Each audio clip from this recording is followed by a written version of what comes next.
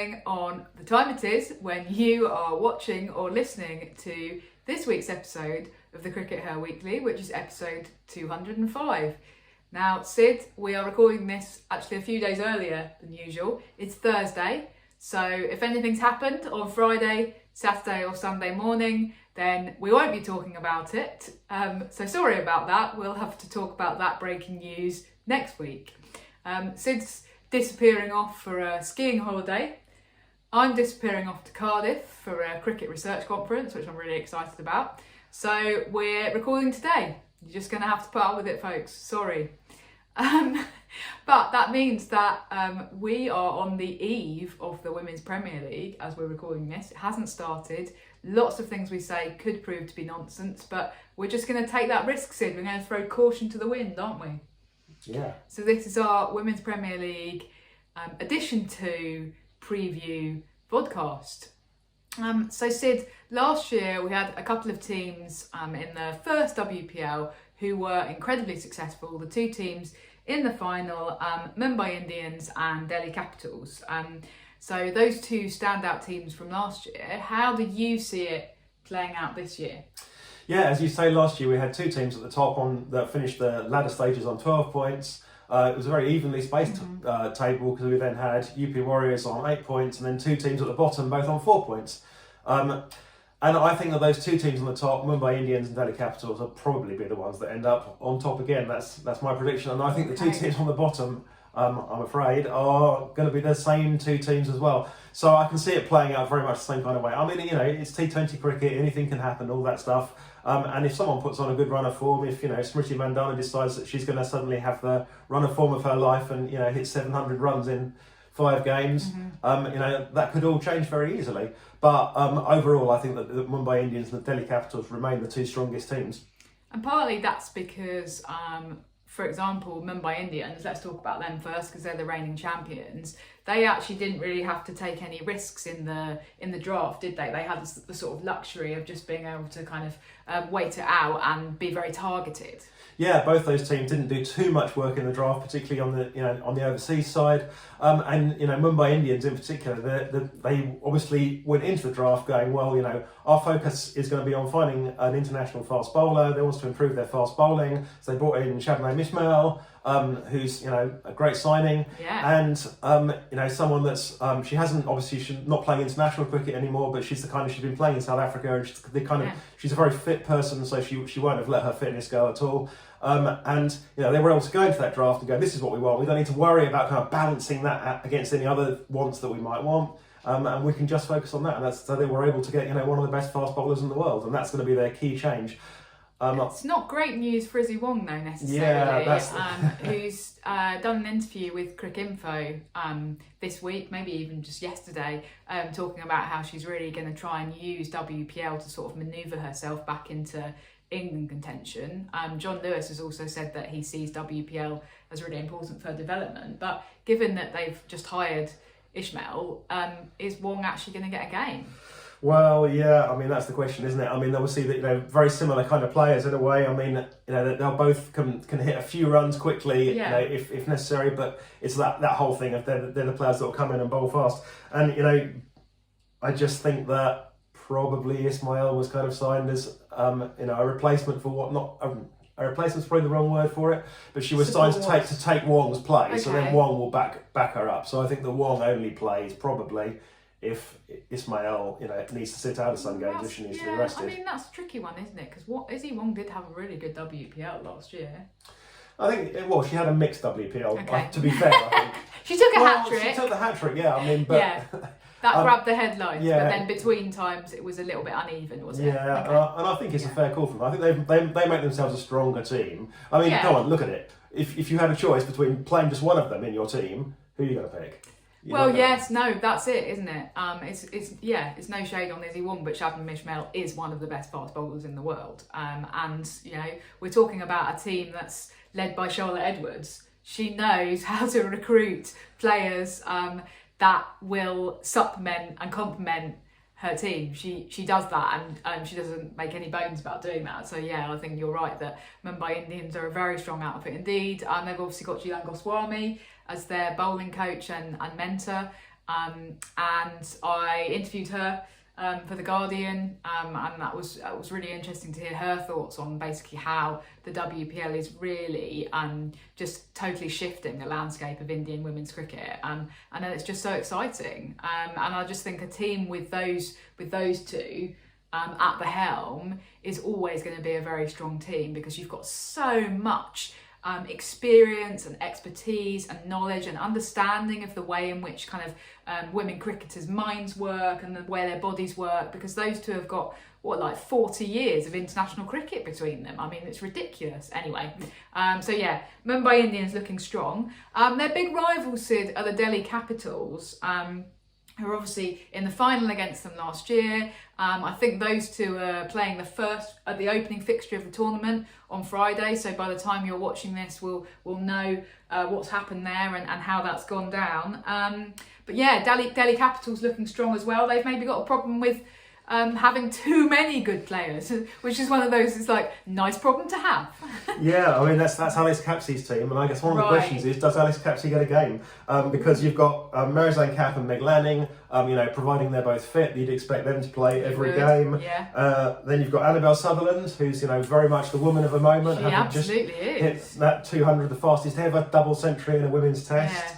Yeah. And obviously, as an all-rounder, a big player for these kinds of tournaments, so you think that she gets a game. So you're then looking at, you've got Jess Jonathan, you've got Laura Harris, you've got Alice Capsey, and they're all fighting to try and take that last place, really. Wow. And that's really interesting. I mean, Laura Harris is one of those few players that can really turn a game. The key to Laura Harris, she won't do it every time, but she's someone that if you're in trouble, she can actually, one of the few players in the world that can go out and actually turn an in trouble situation into a match winning position. So few people can do that. And then I'm guessing that Jess Jonathan probably doesn't play most of the games. But she's been sitting on the bench for Alice Australia, Capsey, hasn't she? So. Yeah, well, she's getting a little bit used to it, but maybe building some experience for a future coaching position. So it's between Alice Capsey and Laura Harrison. Will be interesting to see who they go with there. Yeah, wow, what a decision to make. As I say, one of those that's a nice problem to have. Let's think about the other end of the table from last year's competition. So unfortunately, bringing up the rear were the Gujarat Giants, who have actually had a bit of a clear out, haven't they, in terms of trying to bring in some new personnel? Yeah, I mean, what they did was obviously they got rid of a load of their domestic players. They've kept more of the overseas stars, and obviously they'll hope to have Beth Mooney fit this year. But the trouble is that you can get rid of all your domestic players, but who are you going to replace them with? Obviously, your Harmanpreets and your Smriti Mandanas and your Jemmy Rodrigues all got retained. Exactly, so of course they did. So Gujarat Giants have wound up with no players that have played more than half of India's T20 games over the past couple of years. Okay. So every single player they've got is, they've got some players that have played some games for India, but they haven't got any of those big players that are getting picked every time for India, those sort of superstars, because those players weren't available. So I just can see them ending up in a similar sort of situation this year. On the other hand, maybe Beth Mooney and Ash Gardner can do enough just to carry it by themselves. It's very difficult for one player to totally carry it. Two maybe can if they both really hit their stride. Ash Gardner, I sort of feel that Ash Gardner has a little bit to prove in these overseas tournaments. Okay. She's tended not to perform quite so well in these situations That's as really she has for Australia. So maybe this is when she goes out and proves it. And if Beth Mooney can carry on doing the Beth Mooney things, then one thing about the Gujarat Giants that they're kind of up against, and we've seen it in other domestic franchise competitions. For example, in the 100, we saw that Welsh Fire actually really struggled in the first 2 years to sort of get off that bottom step and that bottom end of the table. And actually what it took for Welsh Fire to go from the bottom to the top of the table was a massive shake-up, kind of forced via a very comprehensive draft. Actually the ECB, who own the 100, saying we want a big shake-up because we don't like it being persistently the same teams at the top and the same teams at the bottom, and that worked.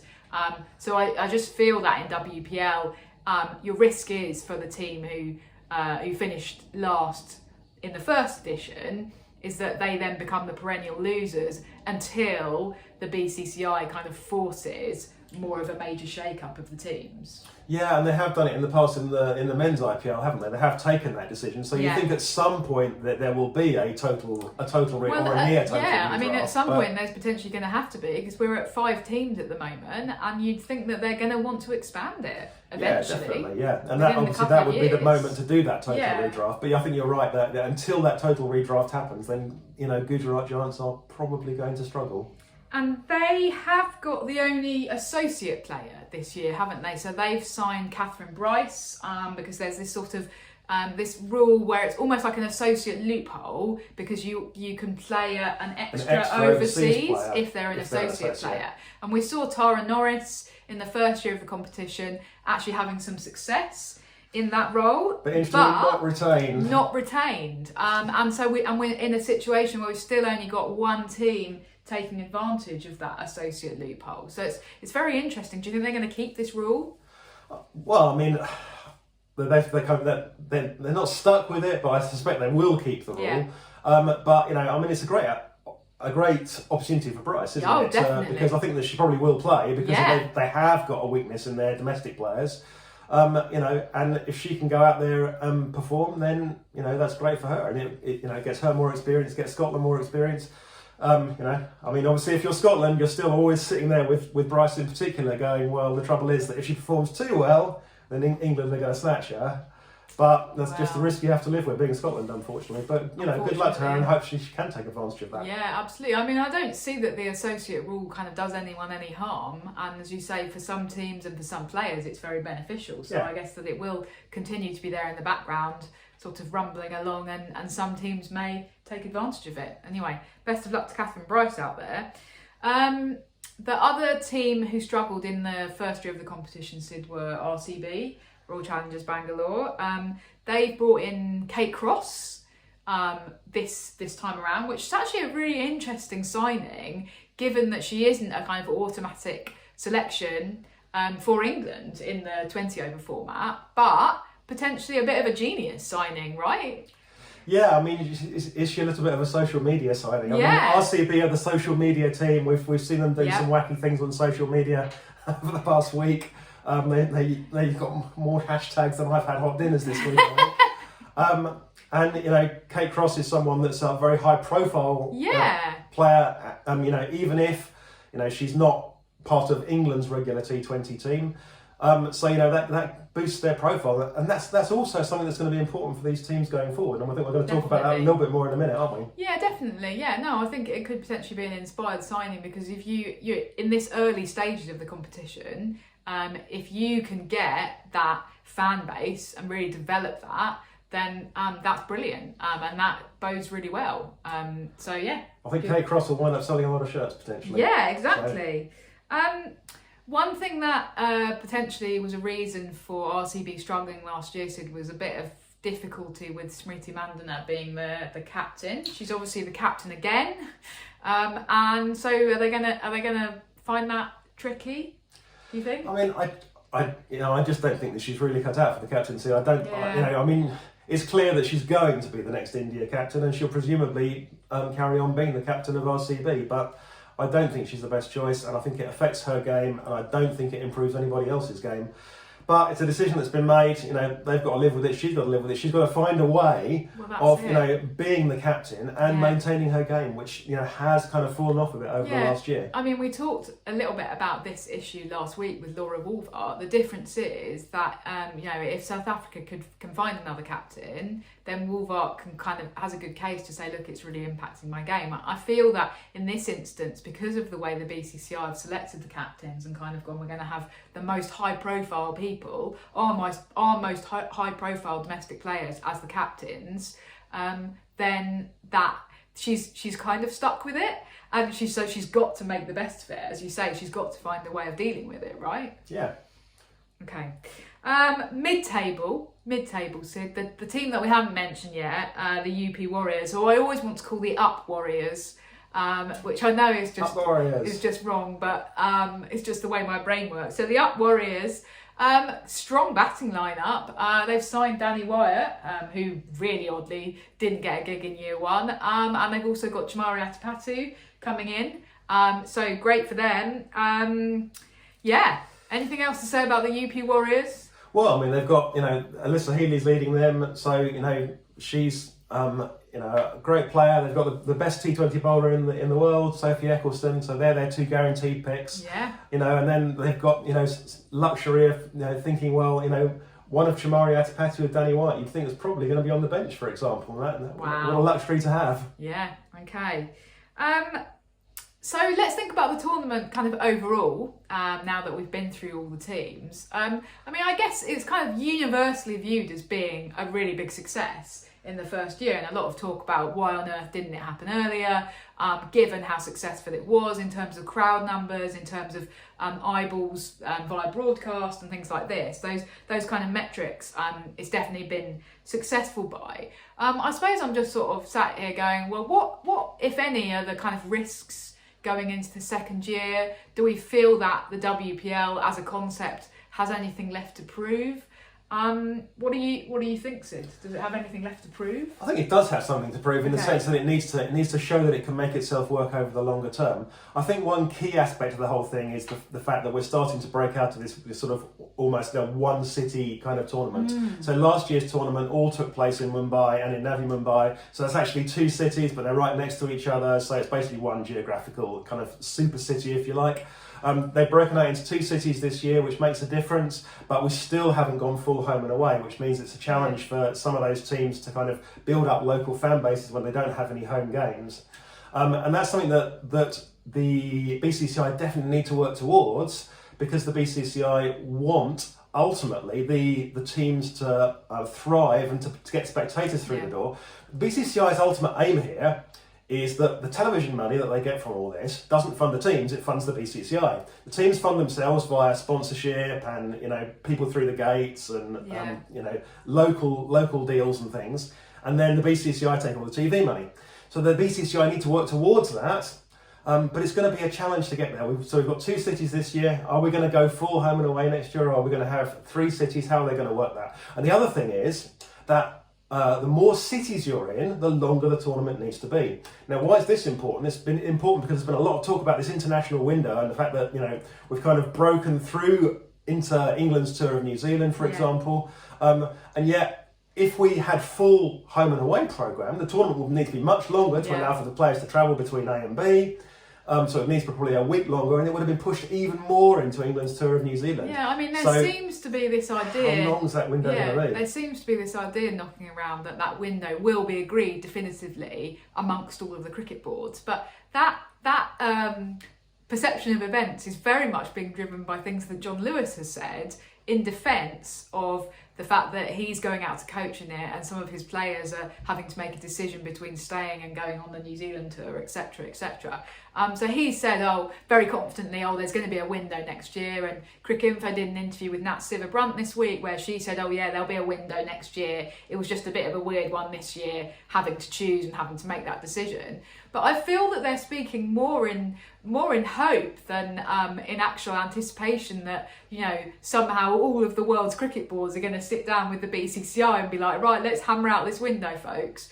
I just can't see the BCCI going for that. I think maybe the BCCI might say, we'll think about a window. But if they want to expand it and make the window bigger, they'll just do it. Yeah, they will. I think it's a bit naive for everybody to say that this dilemma that the England players have faced is never going to come up again. That just strikes me as a bit odd. Interesting to see if a window is agreed. Also interesting to see whether that window of agreement is actually stuck to. And how much that expands. So what other risks do you see, Raf, potentially with where we are? Yeah, I think that we talked about the Gujarat Giants and kind of struggling in terms of success. It's really interesting that the BCCI have got this couple of teams in the tournament who are women's only teams, basically, aren't they? They don't have a corresponding men's cricket franchise.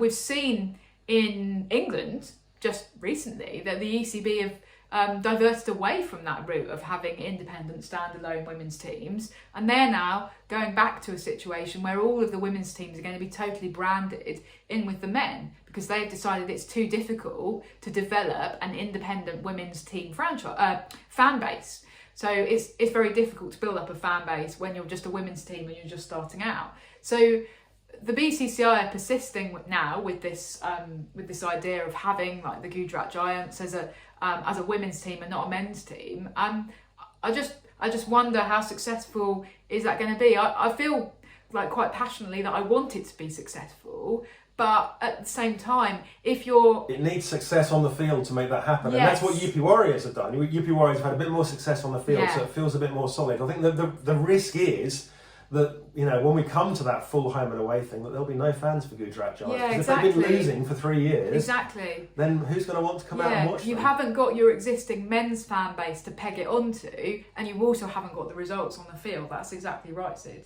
So that worries me slightly. And I guess if we're thinking about kind of what maybe represents success in year 2 of the competition overall, we just need to be a bit cautious that we don't try and run before we can walk with this, I suppose.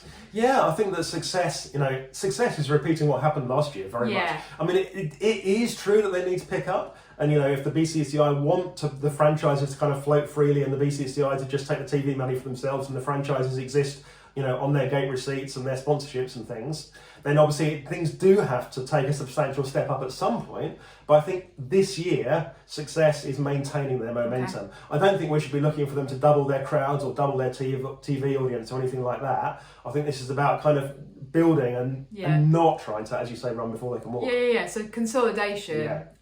Because that's important. One of the issues, obviously, with a launch of a competition is that you have great numbers in the first year, and then in the second year, if your numbers go down a bit, it doesn't matter whether your numbers are still really good. The media narrative becomes that you're in decline and that there's a problem and that it's disappointing. And those media narratives are very important, very sticky, very difficult to shake off.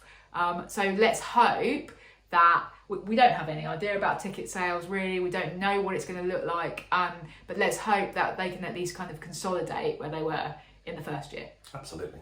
Good. Okay, well, we hope you enjoy WPL this year, and we'll be chatting about it in next week's episode. See you then. Bye.